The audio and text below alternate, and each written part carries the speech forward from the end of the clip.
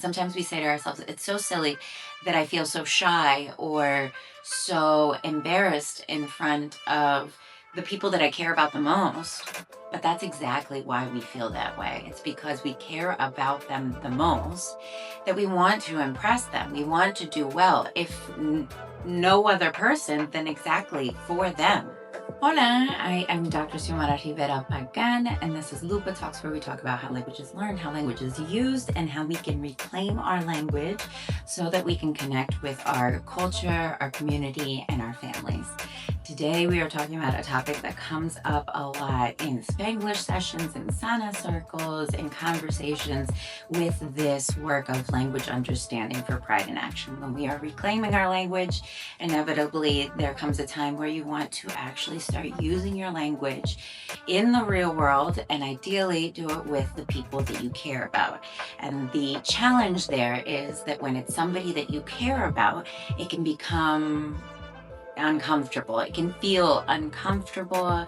It can feel awkward at times because the people that you care about, you've already established a relationship. You've already established a relationship in a particular language. You've already established an identity in a particular language.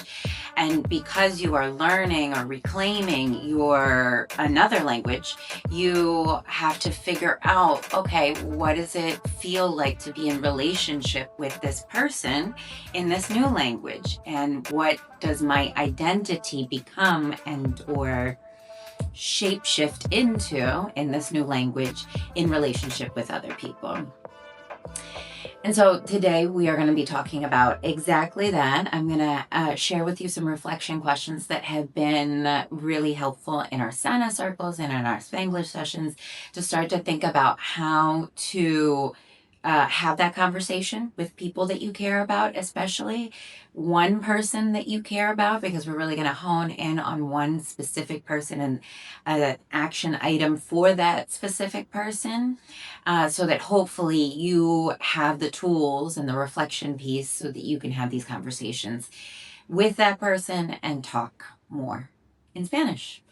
And so I do want to share that I know directly what this feels like. I know what it feels like to feel shy about your language use. I know what it feels like to uh, overthink what you want to say and how you want to move and how you want to practice.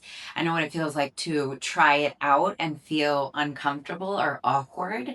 And at the same time, I have found that baby stepping and using Spanglish and having those conversations about your language goals with the people that you care about have been very helpful in conversations with my partner, in conversations with my sister, in conversations with my parents, because there are many reasons why the other person might feel exactly the same way.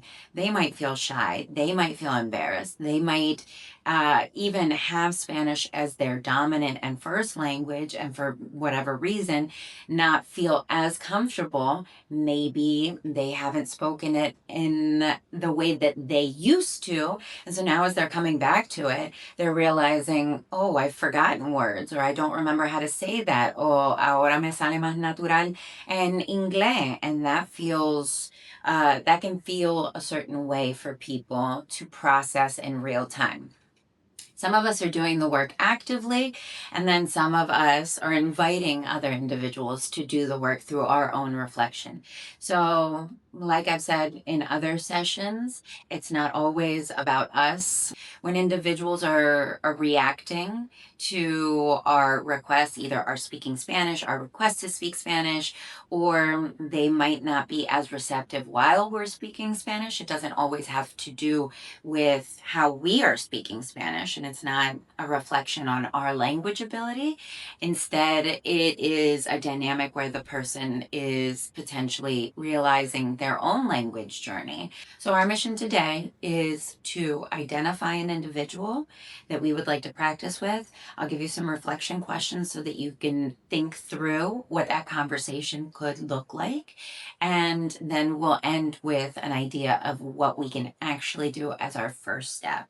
And then, as always, we'll end with the Reco de la Semana and some ways that you can get involved with LUPA, and we'll close it out.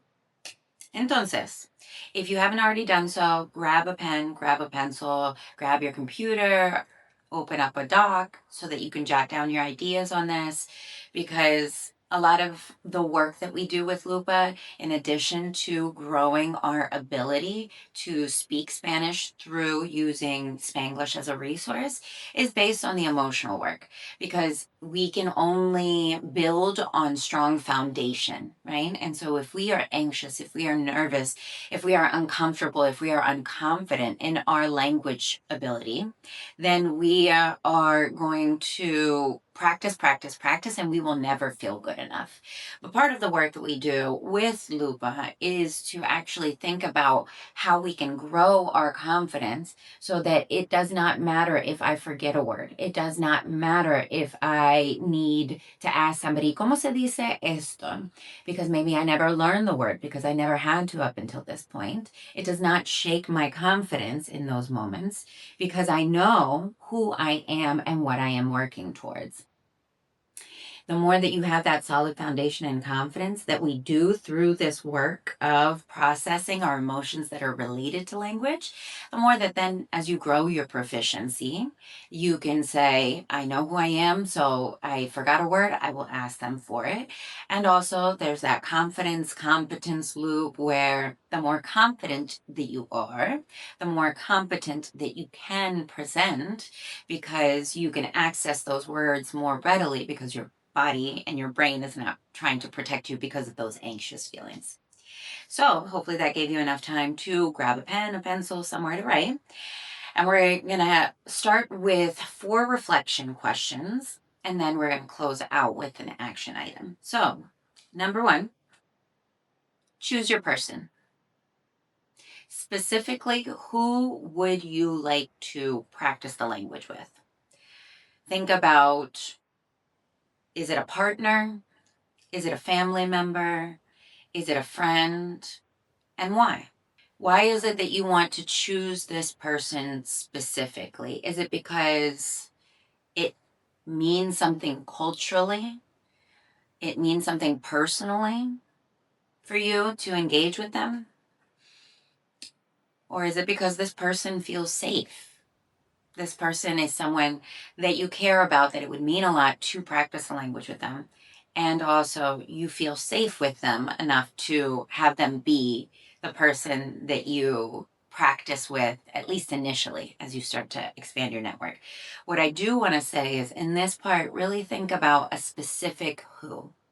So obviously we want to be able to practice our Spanish with anybody, with our community members, with our family members.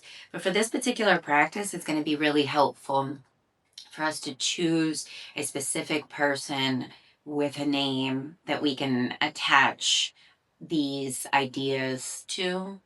And we can also create a little bit more comfort in terms of expectations, expectation setting with them and expectation setting with ourselves.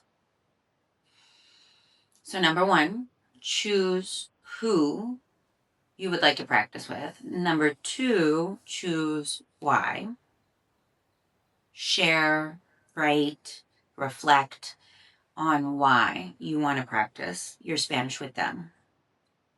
Is it about connection, cultural identity, practicing and growing together, perhaps with your partner?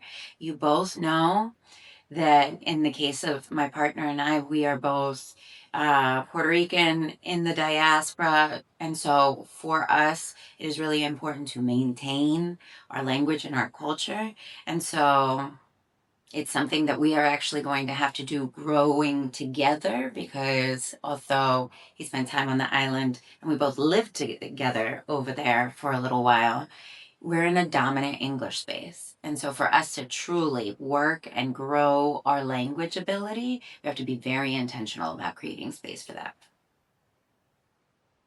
And or is it more about feeling like yourself, or like the version of you that you would like to step into? The version of you that claims your Spanish, the version of you that claims your Puerto Rican or Latina identity. Why is it that you would like to speak Spanish with them specifically? Number 3, name your fears. So let's think through that anxiety that we're feeling about, oh no, I'm not sure if I could or should practice with them. Is it a fear of judgment? Is it a fear of feeling awkward or unnatural? Are you worried about making mistakes? What's the worst that can happen? And take your time and feel free to pause through this video so that you can really reflect on each of these questions. And I'll also have all of these questions in the caption, and I will also share a document that you guys can download in order to kind of reflect on this now and in the future, because you're doing this with this person now. In the future, it might be somebody else. But think about what's the worst that can happen, because again, ideally, we're choosing someone that we love and that we care about. And although we might have had certain experiences that might have made us feel shyer, or they might have corrected us, or we might have felt like we let them down, not knowing a word or speaking in the way that we would have liked to, we are choosing someone that cares about us and that we care for. And so when you weigh it out, what's the worst that can truly happen with this person that we care about, that we want to practice our language with? And then finally, imagine that that same person that you've been thinking about, that you would like to practice your Spanish with, imagine that they came to you and said that they wanted to practice their Spanish. What would you want them to know? How would you want them to feel? What would make it easier for them to try? For me, somebody who was really important to practice my Spanish with, and I also felt shyer about it, was my partner. And we've known each other since we were children, and we've grown up together. I've heard him speak Spanish all his life. He's heard me speak Spanish all my life. And yet, when we started dating, we did not speak Spanish together necessarily. And it was because, of course, uh, I care about what he thinks. He is the person that I want to impress the most. And so I did feel shy about speaking Spanish in front of him, even though I knew he knew how I spoke Spanish, because I wanted to make sure that I spoke in my most elegant, eloquent self. I did not want to forget a word. I did not want to misspeak, because he's important to me.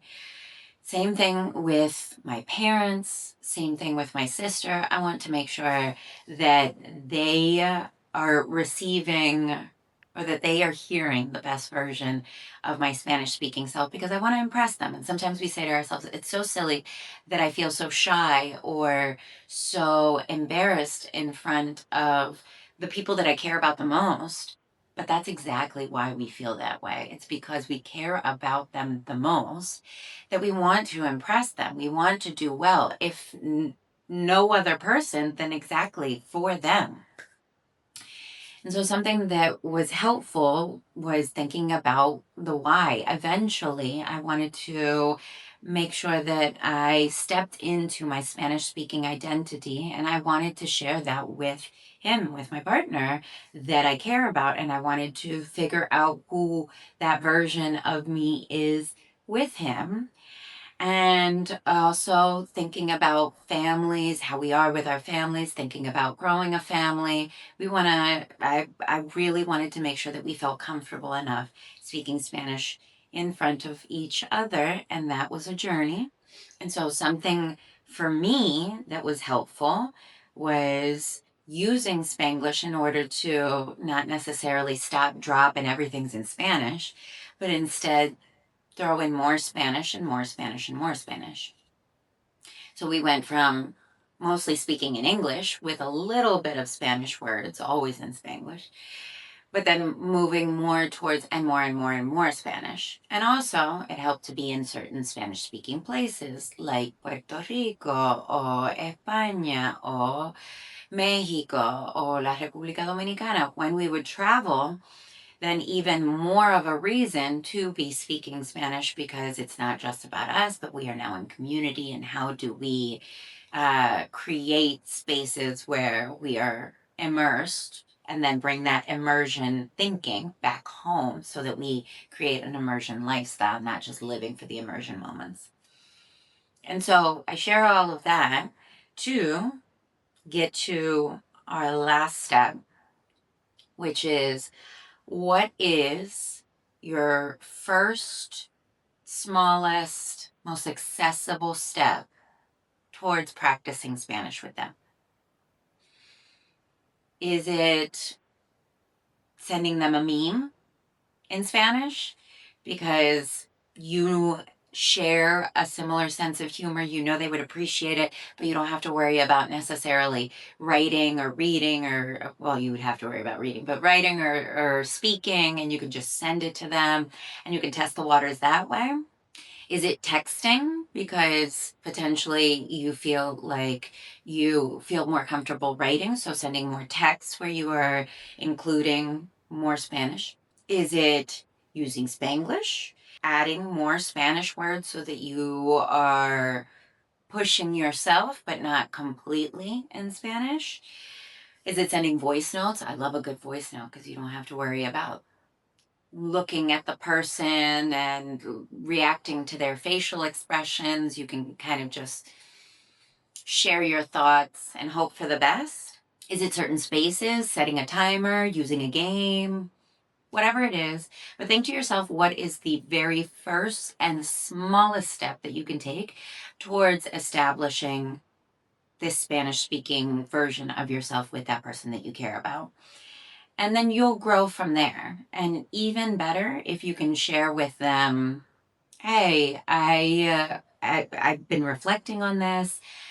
I've been thinking that I want to practice more, and I would love to practice with you because X. And perhaps in that vulnerability, they will recognize. I always love to lead with vulnerability because then you know that I'm not trying to be perfect. You know that this is uncomfortable for me. I like to name the elephant in the room. Hey friends, this is uncomfortable. I am shy about it, but this is important to me because then you and I both know what's going on, and I'm not having to keep up a facade of confidence. I can step into what I actually feel. And by naming it, you also bring down the wall of the anxiety, the fear, or the shame, because then that other person can either tell you, I'm nervous about it too, or there's nothing to be nervous about, and can calm you down. So I going over the steps again, just so that you have a quick summary. For reflection purposes, number 1, choose your person. Number 2, think about your why. Number 3, name your fears so you can kind of think through what's the worst case scenario and talk that out with them if you need to. Number 4, perspective shift. Think about, what would I want this person to know if I were in their shoes? Because you might realize that that person who cares about you will think similarly. That's why you are so close. And then the last step of keep it small. What is the smallest first step that you can take towards working towards this goal? And share with the community. If you have a community that you can work with, then they can support you in processing some of those emotions. We are here for you. LUPA Talks, I am here for you. I am looking in the comments. Happy to see that any of this is resonating. If you have questions and or to cheer you on. LUPA Talks Reco de la Semana es Family Lore by Elizabeth Acevedo. I got mine from the public library. I got this recommendation from Regine. Regine is our brilliant graphic designer who helped with the game, with stickers, with all of the beautiful flyers that we do. That is Regine's brilliant design eye, has nothing to do with me. And she's also an avid book reader, and so she's my go-to person for recommendations for books, especially that encompass these questions about language, identity, belonging for us, Latinos, Puertorriqueños, and la diáspora. And so she recommended recommended this book, and I, from the very first couple of pages already, was hooked. And ever since, I shared Regine's recommendation in the newsletter and in social media. I've also seen other people. I don't know if it's one of those things that, like, you once you see it, you start seeing it everywhere, but everyone is talking about how much they enjoy this book. I have enjoyed the beginnings of this book, so I'm really looking forward to it. And if you want continued recommendations for books, Regine is an amazing resource, and she's been sharing her recommendations and will continue to do so with Lupa Talk, so you can sign up for the newsletter. Entonces, ways to get involved with Lupa Talks. We have our Dímelo card game, that are Spanglish bilingual cards where you can practice with your family and friends, conversation in a fun way, getting to know you, as well as conversation cards focused on how we use language. Super fun, highly recommended. I'll put the link in the caption. If you're looking for ways to practice your speaking, we have Spanglish sessions on Tuesdays. Those are free sessions where we come together, we practice our language, and as always, we talk about the elements of identity and belonging. I'll put the link in the bio. We also have a WhatsApp group where we share resources on a weekly basis, and we also cheer each other on, because a lot of this language and identity work can be a little challenging, but when you do it in a community that's supportive and fun, it feels a lot more motivating. And then I also do one-on-one sessions for anybody who is interested in pushing a little bit further and understanding more about how their particular language journey can be structured in a way that meets their particular needs, instead of going into like a one-on-one that kind of orients towards non-heritage speakers. And so I'm here for you. I really appreciate all of the feedback that I'm getting on either the events that we have coming up. If you want to know more about that, then you can click the link in the caption. We have events going on in New York. We're starting to plan an event in Philly. So if you're interested in any of that and or collaborating on an event, please let me know. It is me answering the emails. Así que soy Doctora Xiomara Rivera Pagan, founder of Lupa Talks, and I am grateful for you guys continuing to show up. Así que continue to practice your language, do so in community so that you feel seen and heard, y reclaim your language to connect con tu cultura. Nos vemos en la próxima. Chao.